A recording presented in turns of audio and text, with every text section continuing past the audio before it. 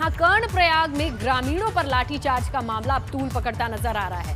इस पर सीएम त्रिवेंद्र सिंह रावत का बयान सामने आया है। कहते हैं कुछ लोग सड़क बनाने के बहाने राजनीति कर रहे हैं, अस्थिरता पैदा हो रही है और ऐसी कोशिश की जा रही है। ये बड़ा आरोप लगाया है सीएम ने, जहां तस्वीरें आई थी कि किस तरह से सड़क बनाने की मांग को लेकर कर्णप्रयाग में ग्रामीणों ने हल्ला बोला और उन पर लाठीचार्ज और वाटर कैनन का इस्तेमाल करना पड़ा। अब इस पर सीएम त्रिवेंद्र सिंह रावत का क्या कहना है, सुनिए आपने। अभी जो हमारे मोटर ट्रांसपोर्ट एक्ट है उसके मुताबिक जब हम 1.5 लेन की सड़क वहाँ पर बनती है, जहाँ पर कम से कम 3000 व्हीकल ये प्रतिदिन वहाँ पर चलते हैं, यहाँ पर केवल 300 व्हीकल चलते हैं।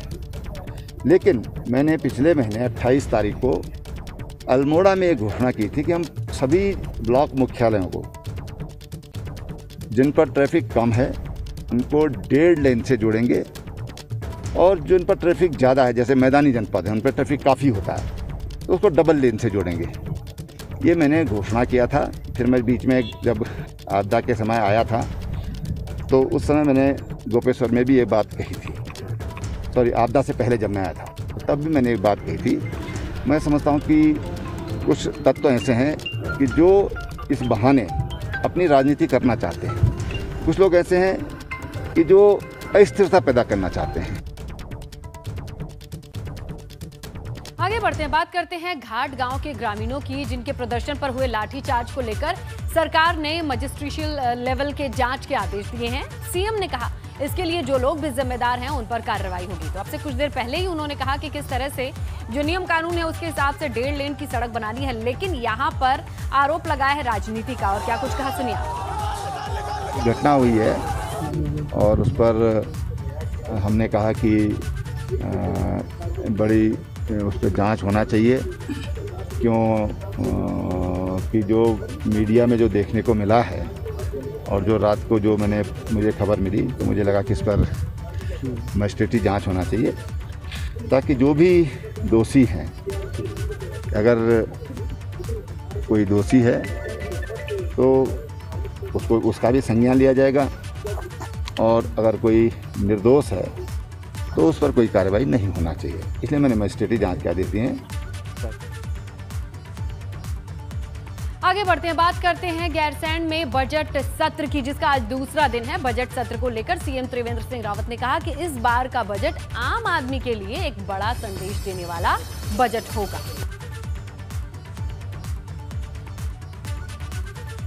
ये बजट सत्र कुछ नया लेकर आएगा उत्तराखंड के लिए, और सामान्य जो व्यक्ति हैं उनको लेकर उनके लिए ये बजट एक बड़ा संदेश देने वाला बजट होगा। और मुझे लगता है कि आम आदमी उससे अपने आप को जुड़ा हुआ महसूस करेगा। और उधर सदन में पर्यटन मंत्री सतपाल महाराज का एक बयान सामने आया है, जहां वो कहते हैं कि मंदिरों के सौंदर्यीकरण को लेकर विधेयक निधि में 25-25 लाख रुपए की बढ़ोतरी होगी। मंत्रिमंडल की मंजूरी के बाद यह आदेश जारी हुआ है। बजट सत्र का आज दूसरा दिन है। सदन के पटल पर कई विधेयक रखे गए हैं, जहां पर पर्यटन मंत्री का ये कहना है कि मंदिरों का जो सौंदर्यीकरण है वो बेहतर तरीके से होना चाहिए।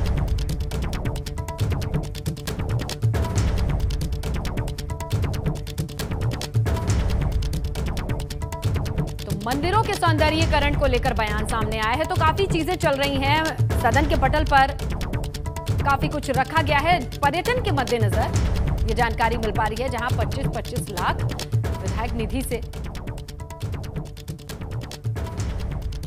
चलिए सीधा रुख करते हैं हमारे सहयोगी रवि कैंतुरा का और उनसे जानने की कोशिश करते हैं कि इस वक्त सदन की कार्यवाही से जुड़ी हुई कौन सी अपडेट्स मिल पा रही हैं। रवि,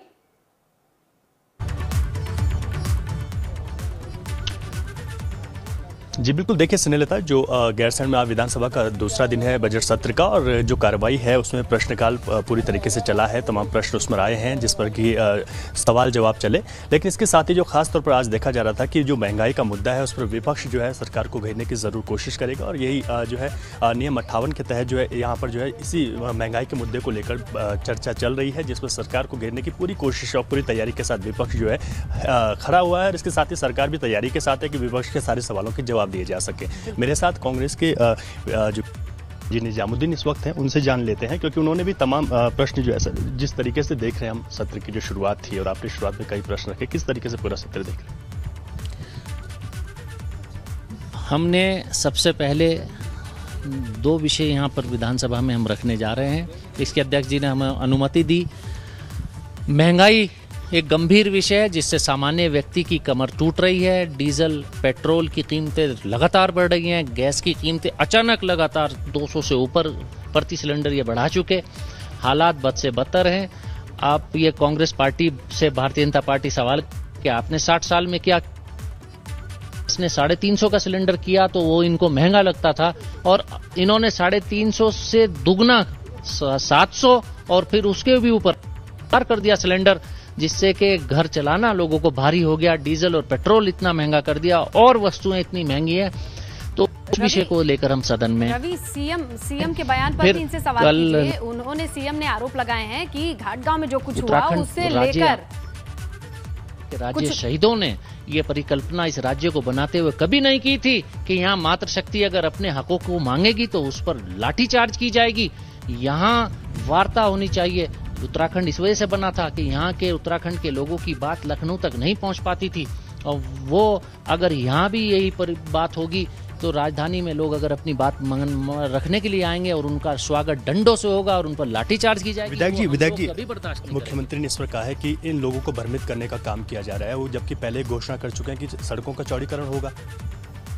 आप ये बताइए कि इसमें डंडा चलाना कहाँ से आ गया, लाठी कहाँ से आ गई? यही बात आप उनको क्यों कन्विंस नहीं करते, कन्वे क्यों नहीं करते आप लोग? अगर वो कन्विंस नहीं हो रहे हैं, एक आदमी गलत हो सकता है, 2 आदमी गलत हो सकते हैं, क्या पूरा इलाका गलत हो सकता है? पूरा इलाका गलत मांग कर सकता है, फिर तो हम इस लोकतांत्रिक व्यवस्था में कहेंगे कि जनता गलत मांग कर रही है, एक ही सरकार सही है। आप कुछ कर नहीं रहे होंगे, यूं ही परिंदों ने शोर न मचाया होगा, कोई तो जंगल से, शहर से जंगल की तरफ आया होगा। ऐसी थोड़ी वो लोग शोर मचा रहे हैं, किसी बात, कोई विषय तो होगा, बैठकर सुनो उनकी बात। लाठीचार्ज कराना कोई हल थोड़ी है। तो लोकतांत्रिक व्यवस्था है, बात कहना उनका अधिकार है, सुनना आपकी जिम्मेदारी है, लाठी चलाना आपका काम नहीं है। तो इन विषय को लेकर सदन में हम आए हैं। एक विषय और मैंने उठाया है इस सदन में कि केदारनाथ त्रासदी हमने देखी, इसी ज़िले में चमोली में ग्लेशियर त्रासदी देखी, जिसमें अभी ये भी नहीं पता चल पा रहा कितने लोग हताहत हुए हैं।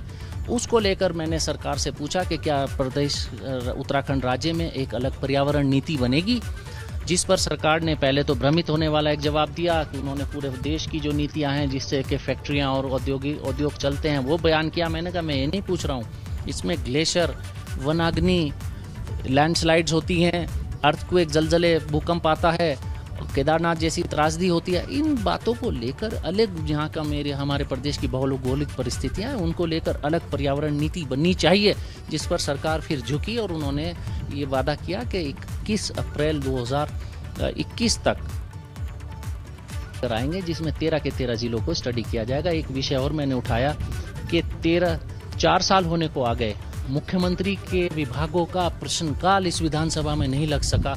क्यों डरती है सरकार, क्यों डरता है मुख्यमंत्री? ये भी सवाल कीजिए कि लाठीचार्ज के मुद्दे को और कितना आगे तक ले जाएंगे? सवाल तो रखा है उन्होंने, लेकिन ये कई विषय हैं जिन को लेकर हम सदन में आए हैं और हम चाहते हैं कि सरकार सदन को सही सुचारू रूप से चलवाए और विपक्ष के सवालों का जवाब। एक सवाल ये है कि जो लाठीचार्ज हुआ है कल पूरी तरीके से हमने देखा, आज कांग्रेस चाहे देहरादून की बात करें वहाँ पर भी पुतले दहन के कार्यक्रम में, तो जिस तरीके से ये इसको देख रहे हैं तो इसे आगे किस तरीके से सरकार के सामने इस पर विपक्ष अपनी बात रखे? आज हम सदन में जो नियमों के तहत लोकतांत्रिक तरीके से हम अपनी बात कहेंगे फिर देखते हैं सरकार क्या जवाब देती है। लेकिन ये जो कृत सरकार का है, ये इस प्रदेश में ना बर्दाश्त करने लायक नहीं है। इसका खंडन भी किया करेंगे हम, इसकी हम निंदा भी करते, वो खंडन नहीं, हम इसकी निंदा करते हैं और ये बात दोहराई ना जाए। और ये इस विषय पर सरकार को अपना माफ़ी भी मांगनी चाहिए और ये बात दोबारा नहीं होनी चाहिए। ये लोकतांत्रिक सरकार है, लठतांत्रिक सरकार यहाँ हम नहीं चलने देंगे। बिल्कुल स्नेहलता, जिस सड़क की बात हो रही है, इससे पहले अगर हम बात करें तो पहले जो पूर्व मुख्यमंत्री हरीश रावत ने भी इस पर जो है घोषणा की थी, तब भी ये काम नहीं हो पाया। हाँ, बिल्कुल रवि, देखिए कि कोई बहकाए कोई भरमाए, लेकिन जो लाठी खा रहा है, जो पानी के बौछारों के आगे आ रहा है, वो तो आम जनता है ना, वो तो पिस चुकी है। अब बाद में मजिस्ट्रेट लेवल की जांच हो या कुछ भी हो, आरोपी कोई भी हो, लेकिन भुगतने वाली तो यहाँ बेचारी मासूम जनता है, तो उसकी आवाज कौन उठाएगा। देखते हैं अब किस तरह की अपडेट आती है। बहरहाल रवि, आपका शुक्रिया तमाम जानकारी के लिए। तो सत्र से जुड़े तमाम सवाल पूछते नजर आए हमारे सहयोगी और यहाँ पर विपक्ष का हंगामा भी देखने को मिला है और सवाल भी मिले हैं।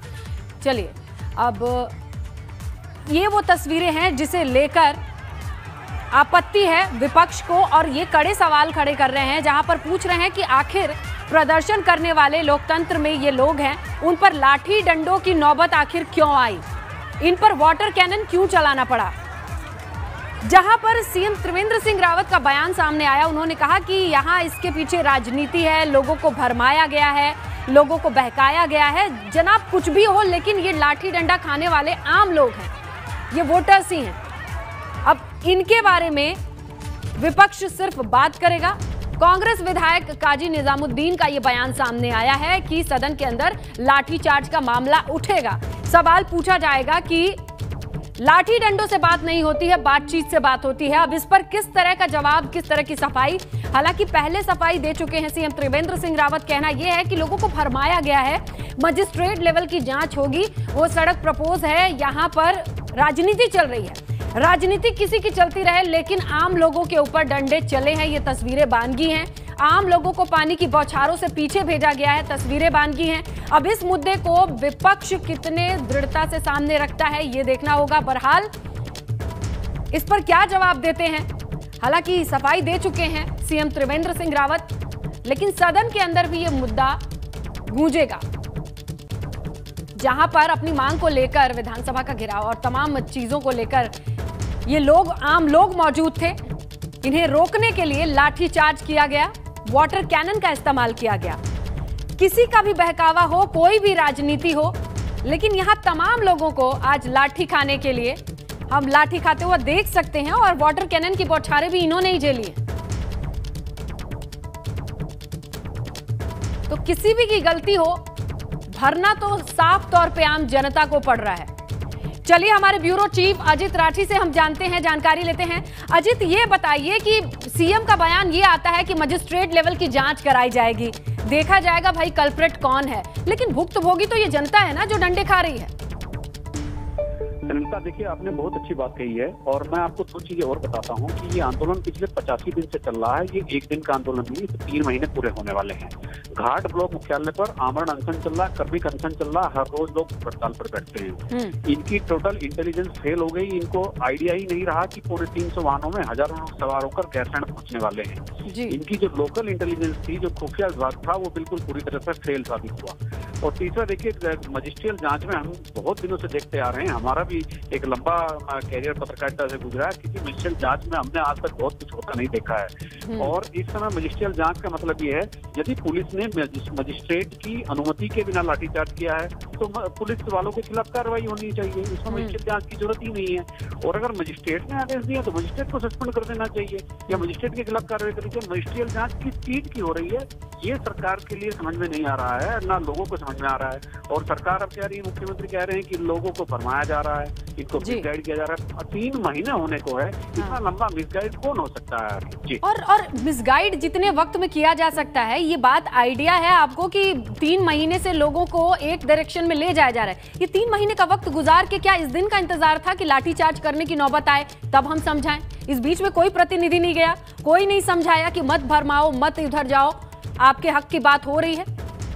बिल्कुल, सरकार का कोई नुमाइंदा घाट घटना स्थल पर, जहाँ वो आंदोलन स्थल चल रहा है, वहां पर जाकर किसी ने उनको कन्विंस करने की कोशिश नहीं की। और करीब 15 दिन पहले इन्होंने घोषणा कर दी थी कि 1 तारीख से जो गैरसैंण में बजट सत्र होगा तो हम विधानसभा का घेराव करेंगे। उसके बावजूद डिस्ट्रिक्ट एडमिनिस्ट्रेशन या शासन के किसी प्रतिनिधि ने या किसी जनप्रतिनिधि, मंत्री या मुख्यमंत्री के किसी प्रतिनिधि, बिल्कुल अजीत, ये 3 महीने का वक्त काफी होता है, जितना भरमाया गया वहां से वापस लाके समझाया भी जा सकता था अगर आप सही हैं। लेकिन अब कोई भी जांच हो, कोई भी गलत साबित हो, लेकिन आम जनता का इस तरह से लाठी खाना, ये तस्वीरें बहुत नहीं प्रमोट करती हैं किसी चीज को। बात कर लेते हैं केदारनाथ धाम की, जहां सर्दी के मौसम में जमी बर्फ अभी तक नहीं पिघल पाई है। केदारनाथ धाम पैदल मार्ग की अगर बात करें, कई जगहों पर अभी भी बर्फ जमी हुई है। पैदल मार्ग पर जमे ग्लेशियर्स को पार करके ही आवाजाही संभव है। केदारनाथ धाम तक पहुंचने से पहले ग्लेशियर्स को काट के रास्ता तैयार करना होगा। अगले कुछ दिनों में प्रशासन की टीम केदारनाथ धाम का जायजा भी लेने जाएगी, जबकि 11 मार्च को महाशिवरात्रि के मौके पर केदारनाथ के कपाट खोलने की तारीख तय होगी।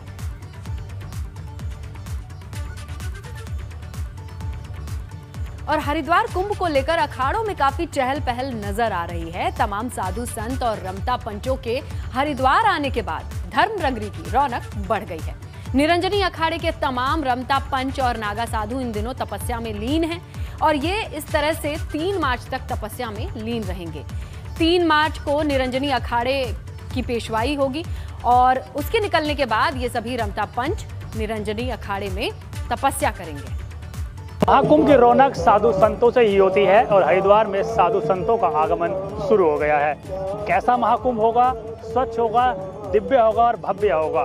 ये मेरे पीछे की जो तस्वीरें आप देख रहे हैं, ये महाकुंभ की शुरुआती तस्वीर हैं। तमाम जो नागे बाबा हैं, साधु बाबा हैं, जो लंबे समय से तपस्या करते हैं, महायोगी होते हैं, वो हरिद्वार पहुंच गए हैं। और जिस तरह से आप देख रहे हैं कि तमाम जो साधु बाबा हैं, नागे बाबा हैं, वो तपस्या में लीन हैं और ये इस तरह से ही लीन रहेंगे जब तक महाकुंभ रहेगा। फिलहाल ये निरंजनी अखाड़े का नज़ारा है। जब 3 तारीख को पेशवाई निकलेगी, उससे पहले तमाम जो साधु बाबा हैं ये तपस्या में लीन हो गए हैं और 3 मार्च तक इसी तरह से ये तपस्या में लीन रहेंगे।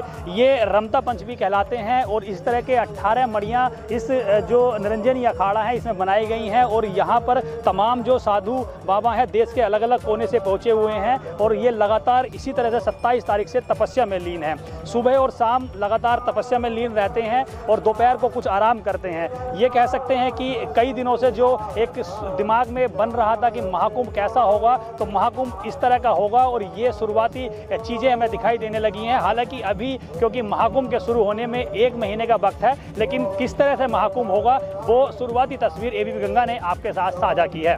हरिद्वार से अपने सहयोगी संजय कुमार के साथ पंकज राणा, एबीपी गंगा। और 11 मार्च महाशिवरात्रि के लिए अखाड़ों में शाही स्नान की तैयारियां शुरू हो गई हैं। हालांकि उससे पहले अखाड़ों में धर्म ध्वजा और पेशवाई का कार्यक्रम चल रहा है, मगर उसके फौरन बाद महाशिवरात्रि पर अखाड़े शाही स्नान भी करेंगे। इसमें जूना अखाड़ा, निरंजनी अखाड़ा समेत कई अखाड़े हैं जो शामिल होंगे। हालांकि कोरोना की वजह से इस बार शाही स्नान पर स्नान करने वाले साधुओं की संख्या जरूर कम रह सकती है। जूना अखाड़े के संरक्षक महंत हरिगिरी का कहना है कि जरूरत पड़ी तो सिर्फ 2 सनातन ही शाही स्नान करेंगे। पहले लिख के दे रखा हूं कि अखाड़े के 2-2 आदमी भी नहाने पड़ सकते हैं। दुख हमें भी है, मेरे भी 800 महामंडलेश्वर हैं, हमें भी दुख है कि क्या हमें मानने वाले लोग नहीं है? अरे हमारे यहाँ भी कम से कम कितने 2 करोड़ आदमी मौजूद, हमारे अपने, जितना मेरा अपनी ख्याति, जितनी पहचान, जितने राज्य में लोग हैं, चाहे आदिवासी के इलाका हो, चाहे महाराष्ट्र हो, चाहे गुजरात हो, लोग हमें ही मानने वाले हैं। अगर पहले मैंने कहा कि हम जिंदा रहें, जिंदा रहेंगे, दोबारा भी समारोह हो सकता है। और पिथौरागढ़ में सैनिक कल्याण विभाग के पूर्व कर्मचारियों ने धरना दिया है।